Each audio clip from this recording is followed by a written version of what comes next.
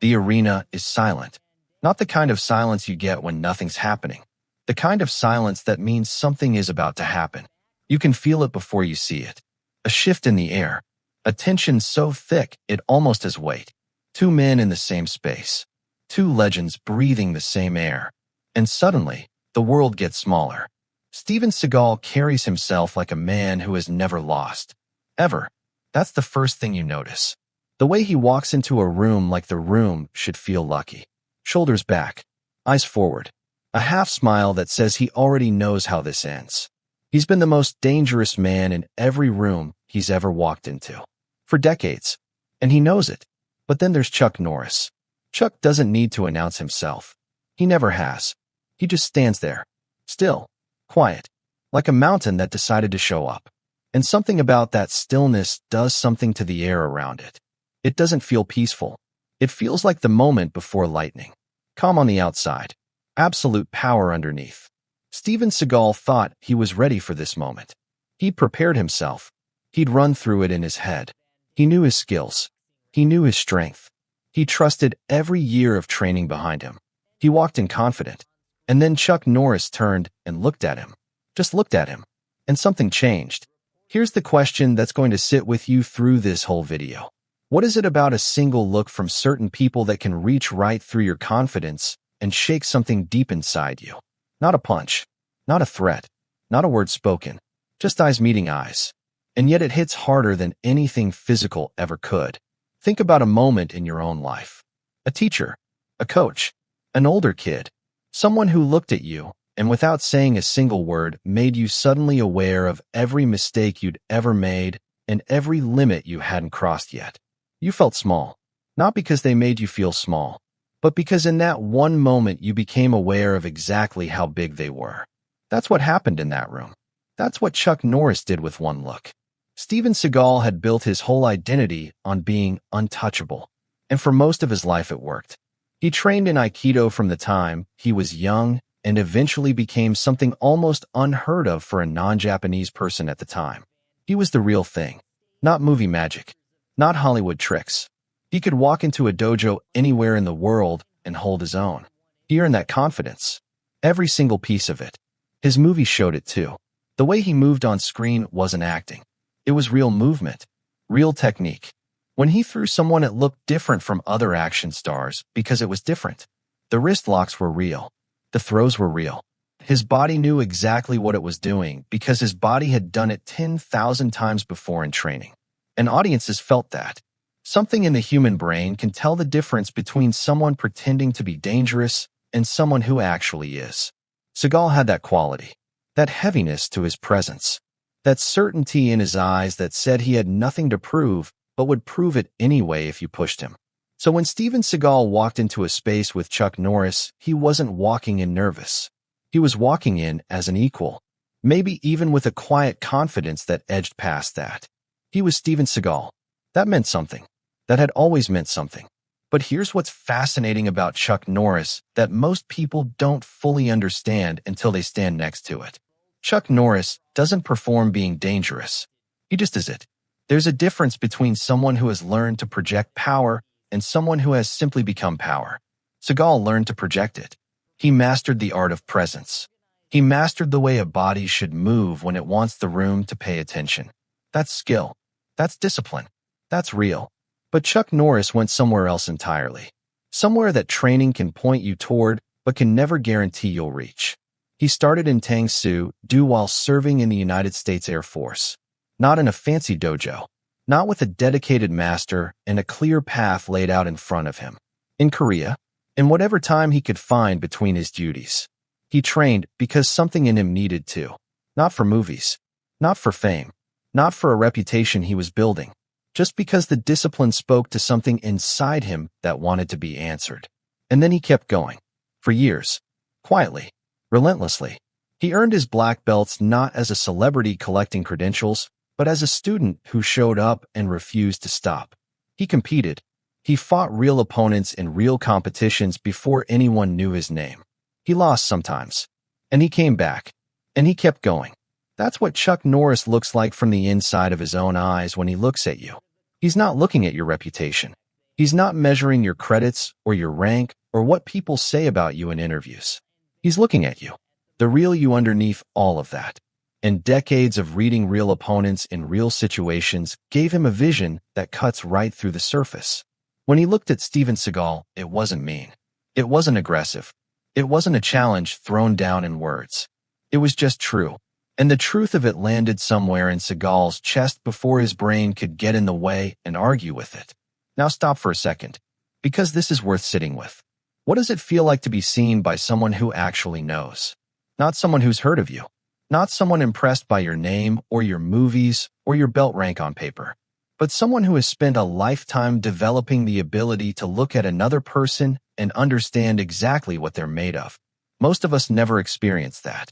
Most of us move through life surrounded by people who take us at our word, who accept the version of ourselves we present, who don't have the tools or the experience to look beneath the surface.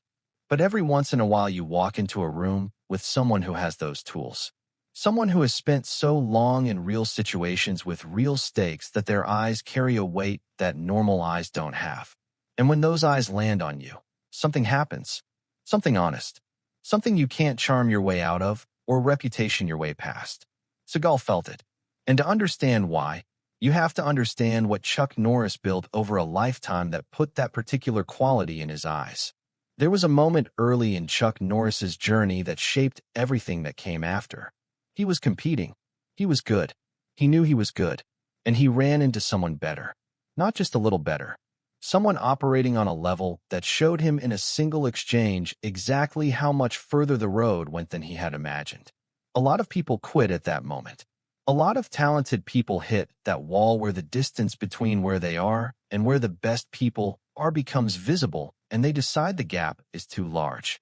They protect their ego by stepping back, by deciding that where they are is good enough, by choosing comfort over the discomfort of continuing to grow. Chuck Norris didn't do that. He got back to work. And that decision, that single decision that nobody made for him and nobody could make for him, is what put what's in his eyes. Years of returning to that discomfort. Years of choosing the harder thing. Years of standing in front of opponents who tested everything he had and finding out what was real inside himself and what was just story. When you do that for long enough, something solidifies in you. It's not arrogance. Arrogance is loud. It needs to announce itself. It needs the room to confirm it constantly. What solidifies in Chuck Norris is something quieter and much more permanent. It's the kind of certainty that doesn't need a single thing from the room it walks into. He walked into that space with Steven Seagal, carrying 40 years of that work behind every step. And Seagal, whose instincts were sharpened by real training of his own, felt every single pound of it the moment their eyes connected. Now here's where it gets genuinely interesting. Because what happened in that moment tells us something true about human beings that goes way beyond martial arts or movies or celebrity. We are extraordinarily good at reading other people when we stop trying to read them and just let our instincts operate. The problem is most of us have trained ourselves to override those instincts. We tell ourselves stories. We decide what we want to be true about a situation, and then we filter everything through that decision. We see what we expect to see. But certain situations cut through that. Moments of real stakes where the body takes over before the mind can dress everything up in comfortable explanations. Seagal's body knew something in that moment. Before he processed it, before he could decide what to do with it, his body just knew. And that knowing expressed itself in the subtlest possible way. A slight shift in posture. An almost invisible change in the quality of his stillness. Nothing dramatic. Nothing he would ever talk about in an interview. Just the honest physical response of a real martial artist whose nervous system understood what it was standing next to. People in that room saw it. The ones who knew what to look for saw it clearly. And later when they talked about it, they all used the same kinds of words. They said there was a moment. They said something passed between those two men. They said the temperature in the room changed when Chuck looked at Seagal and Seagal looked back. That's not mythology. That's just what happens when two people with real training and real experience occupy the same space and drop the performance for one honest second. And here's the part that nobody talks about enough.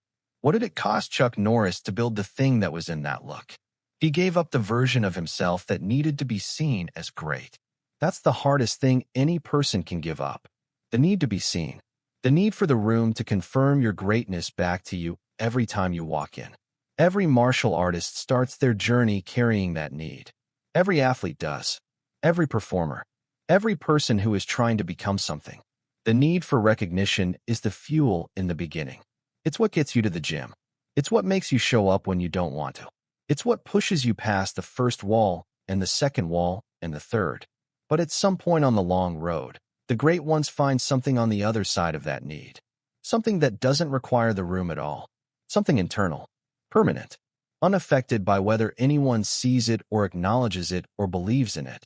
Chuck Norris found that thing. You can see it in every interview he's ever given. There's a quietness to him that isn't performance. He doesn't need you to believe in him. He doesn't need the conversation to turn toward his accomplishments. He can sit with silence. He can let someone else take the room. He can stand at the edge of things and be completely comfortable there because his sense of himself has absolutely nothing to do with your awareness of it. That quality is what makes certain people's attention feel like a physical force when it lands on you. Because you can feel that it comes from somewhere real. You can feel that it isn't performing for you. You can feel that it isn't trying to impress you or frighten you or move you in some calculated direction. It's just honest, just present, just true. And against that quality, reputation is completely defenseless. Seagal had spent decades building a reputation so strong it walked into rooms before he did. His name carried a kind of force that was real and earned. But reputation is a story. And the look Chuck Norris gave him wasn't engaging with the story at all. It was speaking directly to the person underneath the story. And when that happens, there's nothing to hide behind. Think about what it must have felt like for Seagal in that particular moment. Your whole life you've been the most dangerous man in the room. Not because you decided that, because it was actually true and people around you confirmed it constantly. Your training confirmed it. Your movies confirmed it. Martial artists who trained with you confirmed it. Interviewers confirmed it. Fans confirmed it.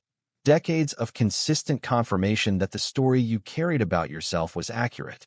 And then one look. One quiet, calm, absolutely unhurried look from a pair of eyes that had been in real situations and come out the other side. And the story doesn't disappear, but it gets context. And context changes everything. It's like if you've been the fastest runner in your neighborhood your whole life. You know you're fast. You've proven it 100 times. You carry that knowledge comfortably. And then one day an Olympic sprinter shows up and watches you run. They don't say anything. They don't challenge you. They don't even change their expression particularly. They just watch. And you can feel in the quality of their watching that they have a frame of reference you have never had access to. And suddenly fast means something different than it meant 5 minutes ago. That's not diminishment. That's information. Real, honest, valuable information that most people never get because most people are never in a room with someone operating at that level. Seagal got that information in one look. And to his credit, the part of him that was a real martial artist received it honestly. Here's something worth understanding about real martial artists at the highest level that movies and celebrity culture almost never show you correctly. The greatest fighters in the world are not the most aggressive people in the world. They are almost always the calmest, the most patient, the most comfortable with stillness. Because they've been through enough real situations to know that aggression is a mask for uncertainty and that true confidence doesn't need to make noise. The aggressive person is afraid underneath the aggression. The person who needs the room to acknowledge their power is uncertain whether the power is really there. The person who has to remind you who they are does so because they're not completely sure you should believe it. True confidence looks like Chuck Norris in that room. It looks like a man who has nowhere to be except exactly where he is. Nothing to prove except what the moment itself requires. Nothing to perform because performance is for people who aren't sure the real thing is enough. And the real thing, when you've built it the way Chuck Norris built it, is always enough. Steven Seagal understood this on a level that his reputation sometimes got in the way of showing the world. He was a genuine practitioner of a genuine art. He had real skills that real experts recognized and respected. But he had also become a character, a brand, a larger-than-life image that needed constant maintenance and confirmation. And that need invisible in normal circumstances, becomes suddenly visible when it stands next to someone who has none of it. The look Chuck Norris gave him was like a mirror, not a cruel mirror, not a mocking mirror, just a clear one. And what Seagal saw in it was himself without the story, just the person, just the training, just the reality underneath the legend. That moment contained more truth than most people encounter in a lifetime. Two real men, two real careers, two real sets of skills, and one completely honest instant where all of it dropped away, and what remained was just the simple, unadorned truth of who each person actually was underneath everything they had built. The jungle of celebrity and reputation and decades of public image has rules, just like a real jungle. You learn the rules. You move according to them. You survive and sometimes thrive by understanding how they work. Seagal was a master of that jungle. He had navigated it for decades with a skill that matched his physical training. But Chuck Norris had been in a different jungle, a quieter one with no audience and no cameras and no reputation to manage. The jungle of genuine self-development over a lifetime. The jungle where the only thing that matters is what you actually are when nothing is watching. And when you've spent enough time in that jungle, you carry it with you everywhere. It shows up in the way you stand, the way you breathe, the way your eyes land on another person and hold without needing anything from that contact. It shows up in a look. One look. That Steven Seagal felt across a room before it even fully arrived. That's what real preparation does over a lifetime. Not just physical preparation, not just technical skill, the preparation of the self. The long, patient, unglamorous work of finding out what you actually are and making peace with it, and then continuing to build anyway, not for the audience, but for the truth of it. Chuck Norris gave a lifetime to that work, and it showed in 3 seconds of eye contact with a man who had every reason to be confident and found himself briefly uncertain in a way he probably never fully explained to anyone. Here's the question that this moment leaves behind. Not about Chuck Norris, not about Steven Seagal, about you. What are you building right now? What are you building when nobody is watching? When there's no confirmation coming and no audience and no reputation to maintain? What are you doing in the quiet moments that will eventually show up in your eyes when they meet someone else's? Because that's what Chuck Norris built. Not the movies, not the fame, not the legend that gets turned into jokes, because the jokes are the only language big enough to reach for what he actually represents. He built something real in the quiet, for decades, and it followed him into every room he ever walked into, and it will follow him always. And for one moment in one room, it looked at Steven Seagal. And Steven Seagal, to his genuine credit as a real martial artist, felt it fully. That moment is what this whole story is really about. Not power, not dominance, not one legend being greater than another.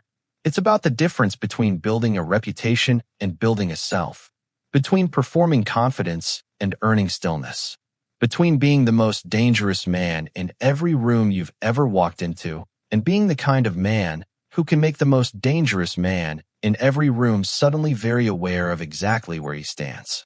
Chuck Norris built the second thing. One look proved it. And somewhere in Steven Seagal, there was enough of the real martial artist left to recognize it honestly and completely in the space of a single breath. That's the story. That's all of it. 2 legends. 1 moment. 1 look that said everything that needed to be said without a single word spoken out loud. What look are you building toward?